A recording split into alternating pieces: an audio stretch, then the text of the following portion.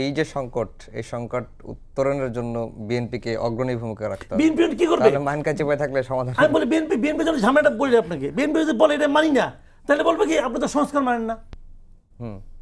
আর যদি বলে বিএনপি মানি, তাহলে আপনার নোট অফ ডিসেন্ট আপনার অর্থহীন হয়ে গেল। বিএনপি কি করবে? এখন এইগুলো জানেন, ওই যে ছোটবেলায় আমরা এই শুনছিলাম না যে 2 গ্রামের 2 পোলারে পাঠাচ্ছি লেখাপড়া করাইতে, সংক্ষেপে বলি যে আইসেনে বলছে কে কত লেখাপড়া করছে পরীক্ষা দাও। তখন একজন বলতেছে ঠিক আছে বলো তো দেখি আই ডোন্ট নো অর্থ কি, ওইকে আমি জানি না, ওইকে এই জানে না।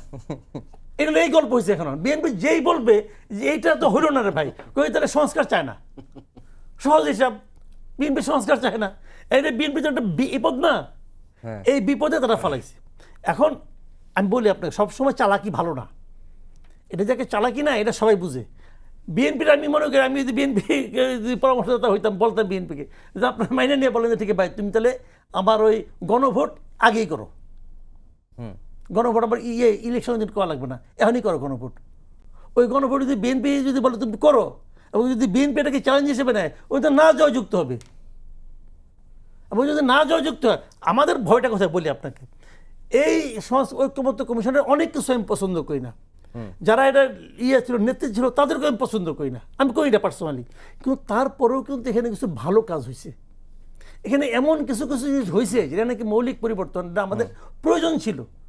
এখন যদি এটা না জয়যুক্ত হয়ে যায় তাহলে তো সব গেল রে ভাই, তাহলে সব গেল।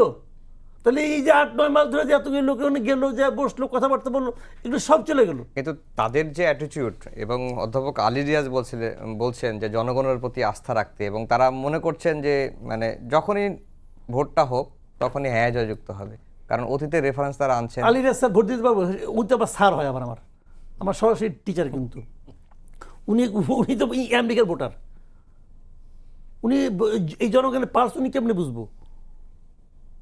উনি কি এই দেশের জনগণের পালস বুঝে? ওনার তো আত্মসম্মান থাকলে প্রথমে এই দায়িত্বটা তার নেওয়া উচিত হয় নাই তো উচিত। জি শাহেদ ভাই, এই যে যেটা মাসুদ কামাল ভাই বললেন যে বিএনপি আসলে পড়ে গেছে মাইন কাচি পায়, এবং বিএনপিকে অনেকেই বলছেন যে বিএনপি আসলে উভয় সংকটেই আছে। একটা পক্ষ বলার চেষ্টা করছে বা ঠেলে দেওয়ার চেষ্টা করা হচ্ছে যে বিএনপি আসলে সংস্কার বিরোধী, আবার তারা যে প্রতারণার শিকার হয়েছেন এটা নিয়েও কড়া কোনো প্রতিবাদও করতে পারছেন না।